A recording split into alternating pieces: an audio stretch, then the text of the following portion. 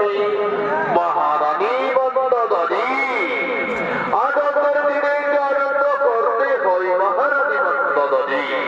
তুমি হয়তো জানো না আজ তোমার স্বামী লোক বিজয়ী, তাই আমি মনে মনে ঠিক করেছি আমি যাবো দিক বিজয়ে। তাই তুমি ওই শিবঠাকুরের উপাসনা করে পুষ্পচন্দ্রের তিলক আমার মস্তকে দাও আর তুমি আমায় হাসি মুখে বিদায় দাও। আমি যাবো দিক বিজয়ে। স্বামী গো, আগের স্বামী, আমাদের বিয়ে হয়েছে সবে, আর আজ তুমি আমাকে সকালটা পরিচয়টা ফেলে রেখে চলে যাবে দিক বিজয়ে। আমি যে তোমার বিরোধ সহ্য করতে পারবো না স্বামী, আমি যে তোমার ছাড়া এক মুহূর্ত বাঁচতে পারবো না স্বামী। মন্দোদরী, কাকে তুমি বাধা দিচ্ছ মহারানী মন্দোদরী? তুমি জানো না মন্দোদরী, যার বয়সে বিশ্বের সুদর্শন চক্র, যার বয়সে পর্বতস্ত্র, যার বয়সে দত্তমধুমন্ত্রী যায়, তাকে তুমি বাধা দিচ্ছ মহারানী মন্দোদরী। তুমি আমার পথের বাধা দিয়ে আমায় ক্রোধান্ত বাধ্য করবে মহারানী মন্দোদরী। ওই দেখো রেখেছে তোমার প্রাসাদে কালকুটের বীজ। এই কালকুটের বীজ পান করে আমি মৃত্যুবরণ করে দেবো মহারানী মন্দোদরী। তাহলে তুমি চিরতরে একা হয়ে থাকবে। এক স্বামী, ওই অলক্ষণের কথা তুমি আমার কাছে মুখে আনতে পারলে স্বামী। আজ তুমি অলক্ষণের কথা আমার কাছে বলতে পারলে স্বামী।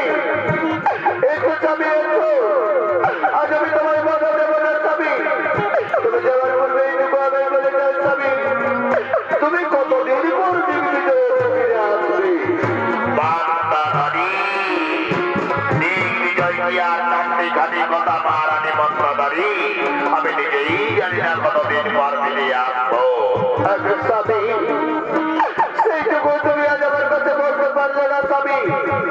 একটু স্বামী এসো, আজ আমি তোমার কথা দেব না স্বামী। আমি এই শিবঠাকুরের উপাসনা করে এই পুষ্পচন্দ্রের তিলক তোমার মস্তকে দিই।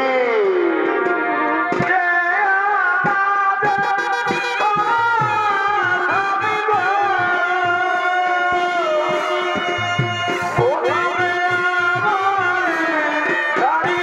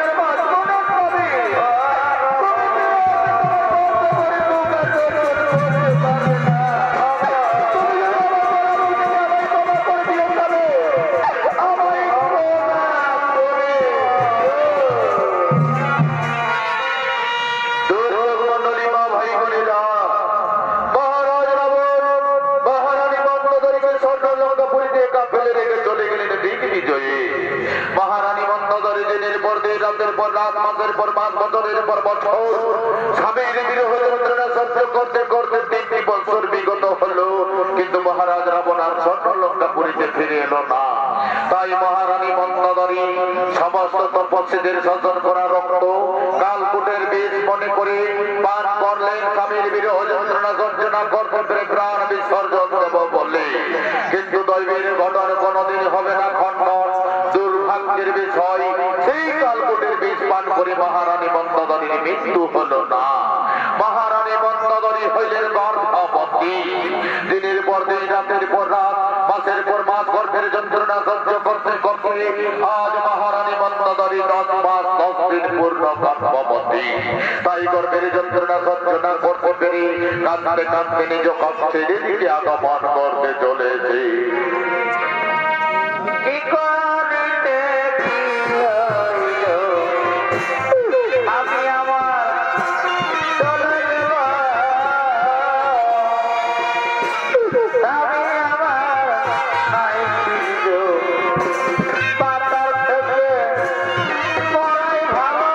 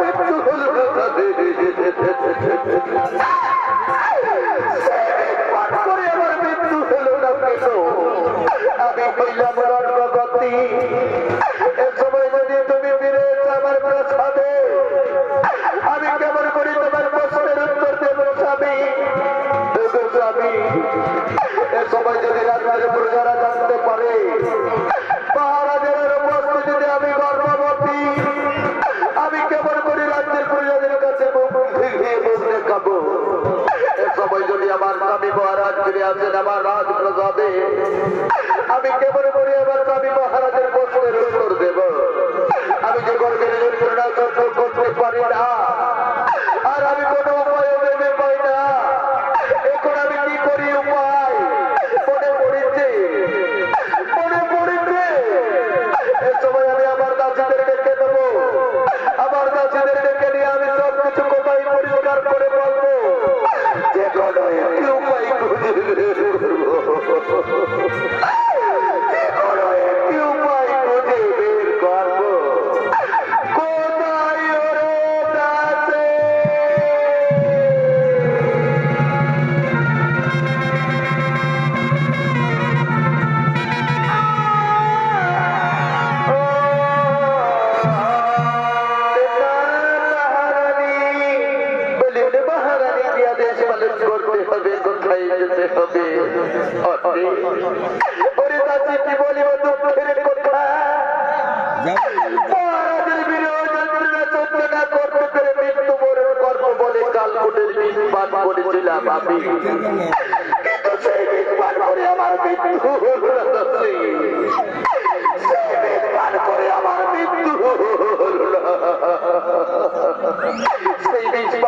আমি হইলাম গর্ভবতী।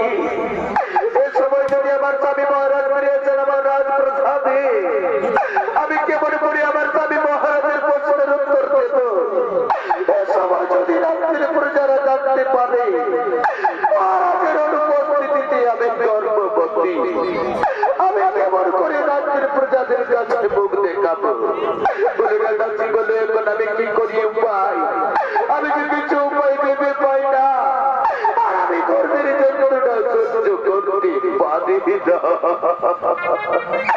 মহারানী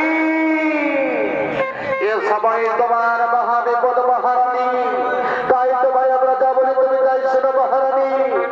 এই বিপদের রাতে তোমায় এই ঘোর রাতের অন্ধকারে যেতে হবে আতুর ঘরে। আতুর ঘরে গিয়ে তোমার গর্ভকে পথ করে তোমার গর্ভের সন্তানকে জন্ম দিয়ে এই ঘোর রাতের অন্ধকারে ভাসিয়ে দিতে হবে ফাল্গুন নদীর জলে। আর ঘোর রাতের অন্ধকারে ফিরে আসতে হবে সর্বলঙ্কা পুরীতে। এতে রাজ্যের প্রজারাও কেউ জানতে পারবে না, আর আমাদের মহারাজা জানতে পারবেন না। এতেই তোমার মঙ্গল হবে মহারানী, এতেই তোমার মঙ্গল হবে।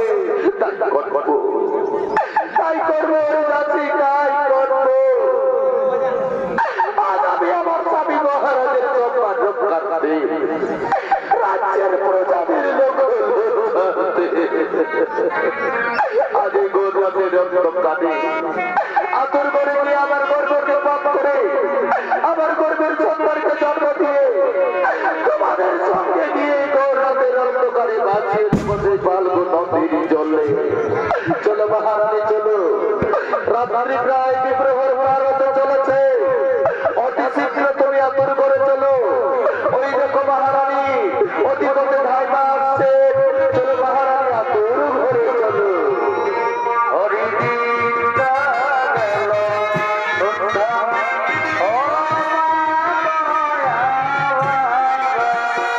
হরিদিনটা গেল সন্ধ্যা,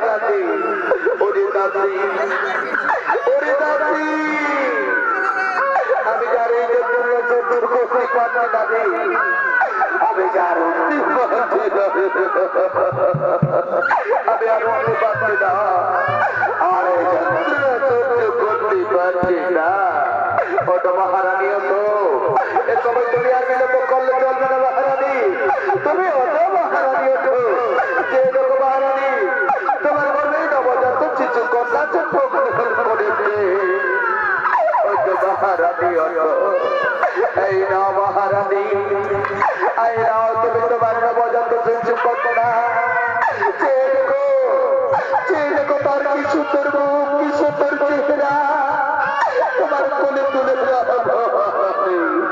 দাও দাও দাসী দাও আমার সন্তানকে আমার কোলে দাও দাসী আমার কোলে দাও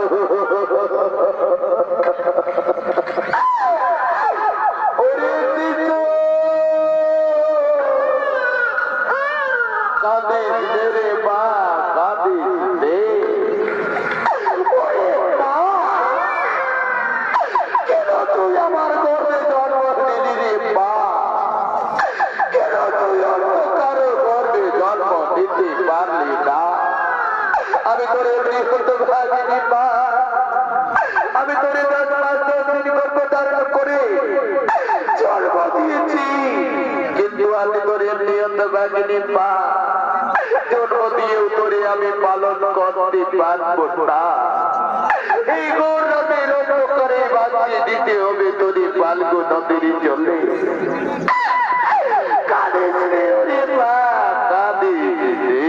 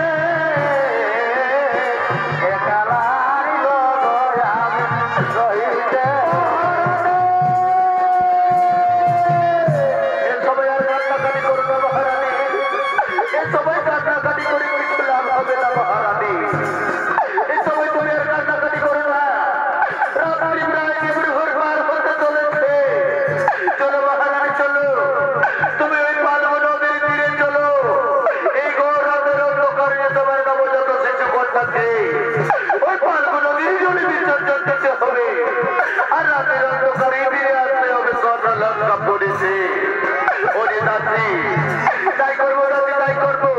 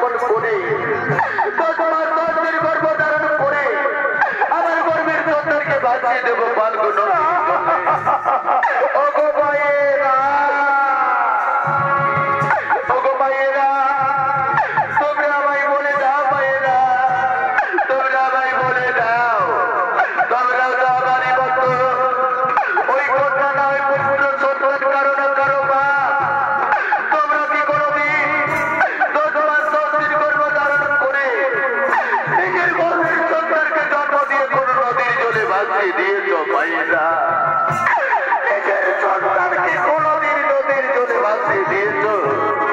আর আজ আমি কেমন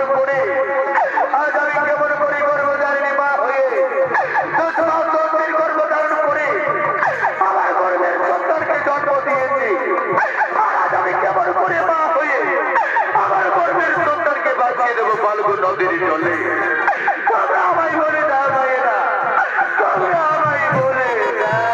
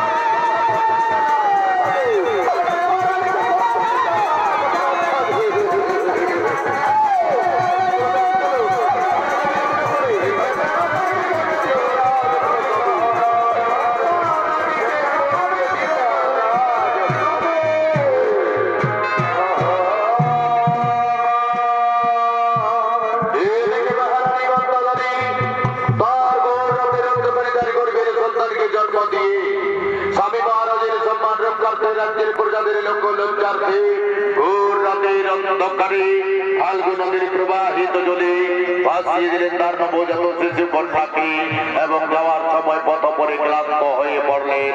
তার দাসীরা মহারানী মন্দোদরীকে তার প্রাসাদে পৌঁছে দিলেন। আর এদিকে ফাল্গু নদীর প্রবাহিত জলে সেই শিশু কন্যা বইতে বইতে গিয়া জনক রাজার রাজ্যে মিথিলা নগরে পতিত হলো। আর যেই দিন হইতে জনক রাজার রাজ্যে মিথিলা নগরে পতিত হলো, সেই দিন হইতে জনক রাজার রাজ্যে মিথিলা নগরে মহামারীর ঘটনা ঘটলো। জনক রাজার রাজ্যে 12 বছর না বেশি 13 বছর যোগা রাজ্যের প্রজারা অনাহারে মারা যায়। রাজ্যের রক্তারক্তি গুণাগুণি আকার লেগেই থাকে। তাই মহারাজ জনক তার মন্ত্রী মহোদয়দের সঙ্গে বিচার বিবেচনা করে তার রাজ্যে শান্তি কামনার জন্য তার গুরুদেবের আশ্রমের দিকে আগমন করছে।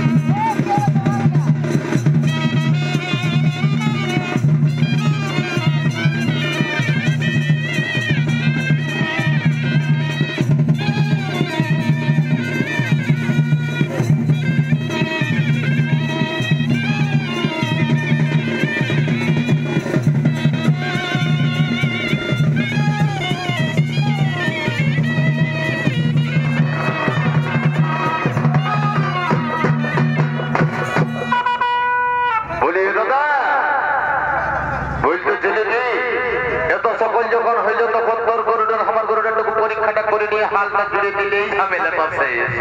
ঠিকই বলেছে। তোর গরু আমার গরু কিসের পরীক্ষা রে? বলতেছিলি তোর গরুটা আমার গরুটা যদি লড়াইটা হয়তো তো কত সুন্দর হইত। বলে দে বলি শুনেলে ভাই আমার শুনেছি পুরুলিয়া জেলায় কারা লড়াই হই, গরু লড়াই হই সেটা কোনোদিন বাপের কালে শুনেছিলি নয়। বলি এই জন্য তোকে গোটা কুসপুতুলের লায়ানি গায়ের লোকে ভালোবাসে চন্দ্র হুকু বলে যাবে। আমার নাম চন্দ্র হুকু বারে আমার দাদাদি। বলি রে বলতেছিলি কি পুরুলিয়া জেলায় যদি কারা লড়াই হয়, পুরুলিয়া জেলায় যদি বেটা জেলা জায়গায় বেটি জেলায় ফুলখামারে ছনাত ঘটে, পুরুলিয়া জেলায় কেন এখন ঝাড়খণ্ড সেইটা হয়েছে বুঝলি তো। তো আজ আমরা এখন হয়েছে শিক্ষিত সমাজ, শিক্ষিত সমাজ, শিক্ষিত পরিবেশ, বুঝতে পারলি? এখনকার মেয়া ছিলা গিলায় আর সারা ছায়া শাড়ি বেলাও কেউ বলছে না। এখন অধিকাংশ লোকে ওই স্ট্যান্ডার উপরে টুপিস বুঝে থাকছে। শিক্ষিত সমাজ বিহারটা যদি কোন রকম ভাবে হয়ে যাচ্ছে, বাপের ঘরটা থেকে চতুর ঘরটা মেয়াকে চলে গেল, তো সঙ্গে সঙ্গে সম্পর্কটা বদল হয়ে গেল। লাজ লজ্জা কোথাও কিছু নাই। লাজে বলে চতুরকে বলে বাবা, আর শাশুড়িকে বলে মা, আর ভাসুরকে বলছে যায় দাদা, আর কাকা শ্বশুরকে বলছে যায় কাকা। লাজ লজ্জা তো পুরাই গেল, কিসে লিব মাথাটা ঢাকা। তো সব কিছুই যখন হচ্ছে, তো আজ আমরা এই হ্যাংলার মংলা মিলে এই সারাইকেলা জেলা চাঁদিল জানার অন্তর্গত এই কুসপুতুল গ্রামের এই লায়ানি গ্রামে গরু লড়াই শুরু করে দিয়ে ডাকতাম। ঠিক বটে, ঠিক আছে, আমি তোরটা নিয়ে আয় আর আমি আমারটা নিয়ে আসি যাবতে বটে।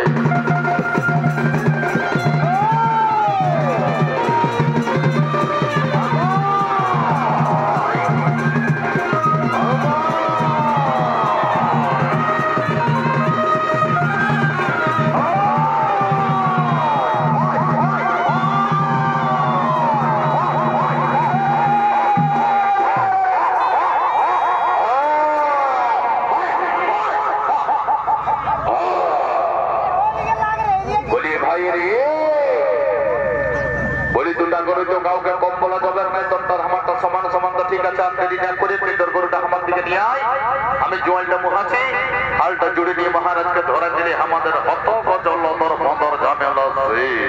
ঠিক আছে, বাড়ি পেটার গরু দি মারলি তো মারলি বা পাশে নিয়ে বে জায়গাটায় বাড়ি দিলি নি। এখানে হালটা জুড়লে বুঝতে পারবি বেটার গরু কত তোর কাঁধে রক্ত হয়েছে। পারবি রে পারবি।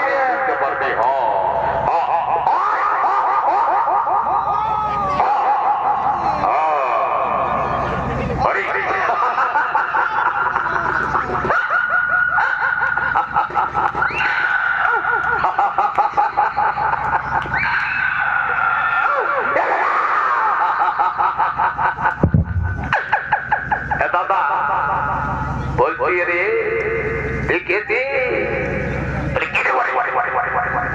বলি দেখেছি অমর কিনা বসা হেল রে, আমার দাদর গামছাটি গরুটি খুলি দিলাম রে। রাম রাম রাম রাম রাম রাম রাম আর কিছু রাখলো নেই বাপের কিনা মোটর সাইকেলের টিউর মতো পাংচার করে দিল বাড়িতে তার গরুটি।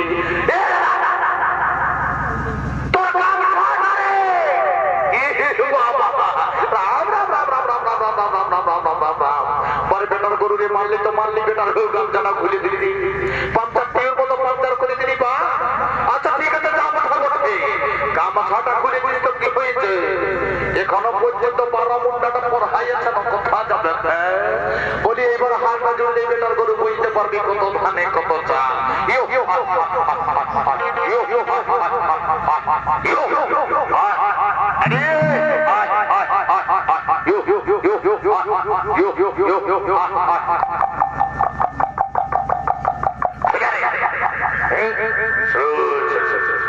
শালাই গরু দণ্ড বড় ওটা বাপ তুই যে গরুর গরু বুটির বাচ্চা কি রকম দেশে দেখা যায় না বাপ গোটা ভারতে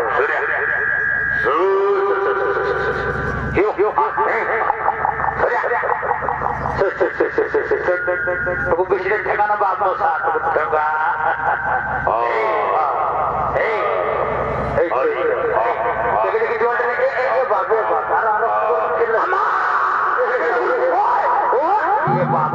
গরু বড় বাপের খিজা মাইতেছিস বেটার গরু না তোরে দেখে নিয়ে এক নাম দেব না বলেই বুঝতে পারবে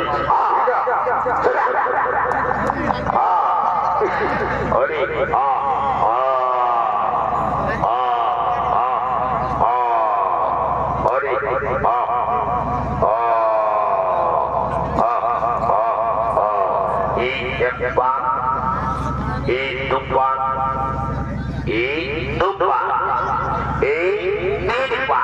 এইবারে বেটার কোনো দিক বদল কাটে কত রকম হয়েছে দাদা সরাই থাকবে ভোল্টেজের গরু বটে বলি দাদা তুই হালটা জুড়তে জুড়তে আমি মহারাজকে রেখে দিচ্ছি যাবো তো বটে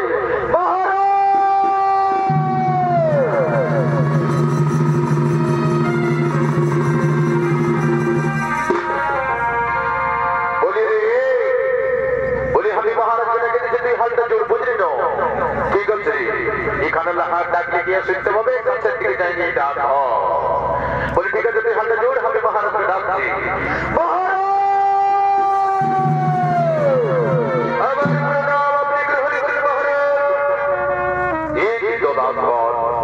তোমরা কি আমার দৃশ্য করে নিয়ে এসেছো তোমরা কি লাঙ্গল জড়ি দিয়েছো হ্যাঁ মহারাজ হ্যাঁ ওই দেখুন মহারাজ আমরা আপনার বৃষদের নিয়ে এসেছি আমরা লাঙ্গল করে দিয়েছি মহারাজ এই মহারাজ আপনি লাঠি লাঙ্গল ধরুন মহারাজ লাঙ্গল ধরুন তাই করবো কিন্তু লালবন গুরু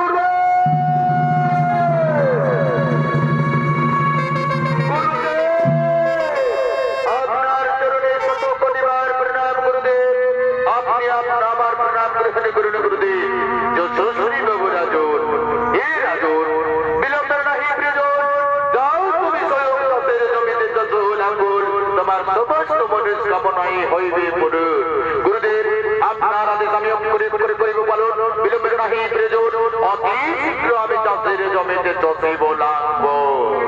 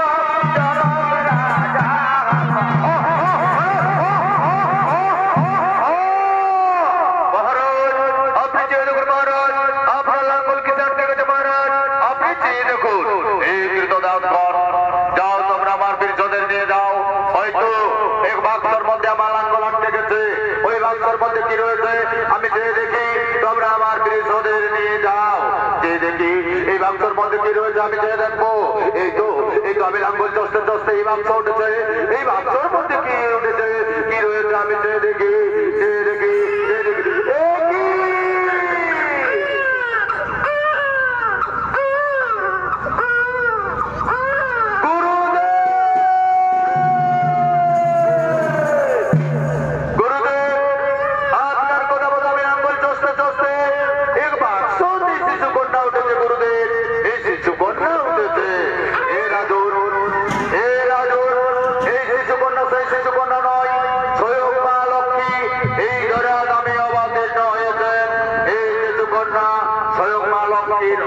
জন্মগ্রহণ করেছে এই গুরুদেব এই শিশুকন্যা যদি স্বয়ং মা লক্ষ্মী আবির্ভূত হয়ে থাকে ধরা যাবে এই শিশুকন্যা যদি লক্ষ্মী রক্তে জন্মগ্রহণ করে থাকে তাহলে শিশুকন্যার নাম আপনি প্রস্তাব করুন গুরুদেব এই শিশুকন্যার নাম আপনি প্রস্তাব করুন এই রাজন তবে লাঙ্গল চষতে স্বয়ং ধরিত্রী মা তোমায় এই শিশু সন্তান সম্প্রদান করেছে তাই এই শিশুকন্যার নাম সীতা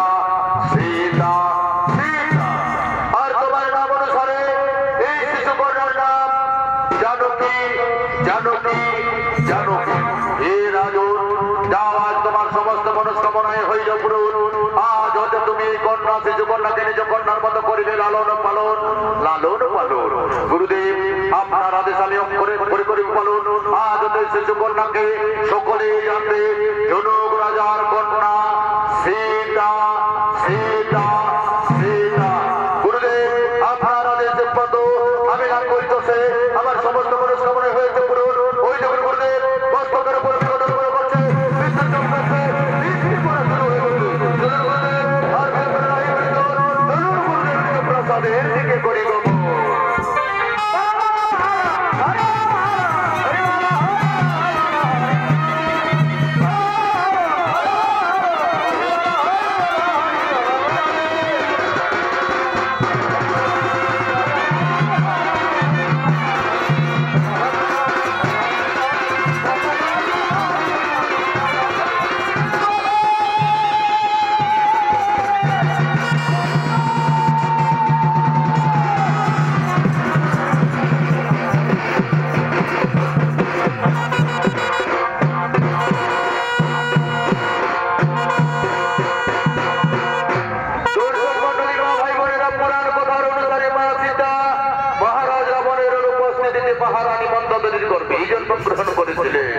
কিন্তু মহারানী মন্দোদরী স্বামীর লোক সম্পদ রক্ষার্থে রাজ্যের প্রজাদের লোকলজ্জার্থে ঘোর রাতের অন্ধকার কাল করবেন সন্তানকে জন্মদিন ফাল্গুনদের চলে। আর ফাল্গুনের